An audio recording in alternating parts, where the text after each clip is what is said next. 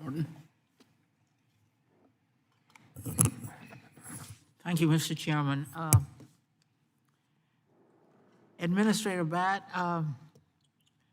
Department of Transportation data show that traffic crashes rose 29% on alternative routes in the weeks following the Key Bridge collapse.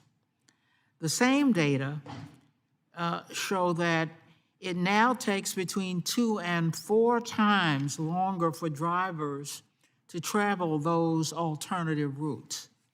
That traffic means trucks are delayed in reaching their destinations, commuters are late getting to their jobs or home to their families, and there is more air pollution and wasted fuel.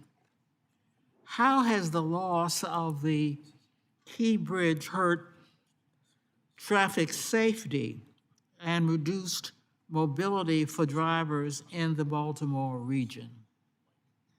Thank you for the question. I think, we saw in Philadelphia after I-95, we had that bridge collapse, that there was just all kinds of traffic moving through neighborhoods and trying to find their way. And I think a similar effect is happening in Baltimore. Usually when you have an impact where you remove a significant piece of infrastructure, traffic seems to level out after a while. That's not happening here in Baltimore to the same extent. And I think it's because of just the criticality of this artery. It's part of the Northeast Corridor. It's important for Maryland. It's important for Baltimore, but it's also important for the Northeast Corridor. And so, yes, there are trucks and vehicles moving through neighborhoods that they would not normally be on, and that's why it's so critically important that we move with as much speed as possible. Administrator Batt, it is clear that we need to restore commerce to the Port of Baltimore and rebuild the bridge to improve safety and mobility in the region.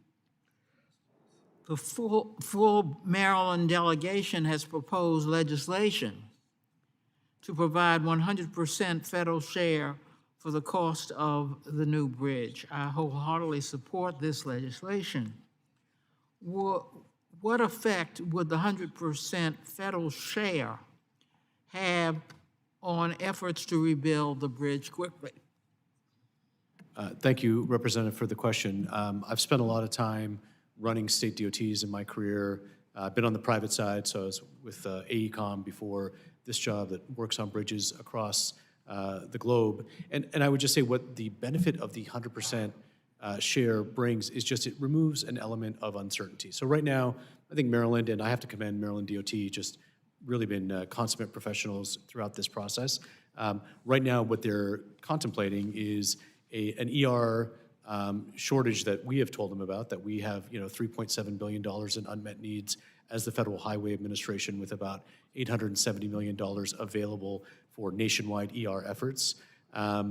And so we're telling them we believe that we'll have the ER funding there for you. And then they have the uncertainty of the 90% versus the 100%. We did remove the 80% uncertainty. And so as you're planning out these multi-year, multi-billion-dollar construction programs, not knowing whether or not that $170 million is going to be there, does it impact things right now at this moment? No, they're going to move forward. But as they're projecting out and as they're trying to build their construction program, other contractors, it's an element of uncertainty that would be helpful. And just to clarify on the 100%, obviously any insurance payments, as the ranking member had mentioned, would be reapplied. So I can pretty much with certainty guarantee this will not be 100% federally funded eventually, because we will recoup all of the insurance payments as possible, and they will go back into the ER funds. But as the ranking member mentioned, we don't want to wait through all of the litigation and the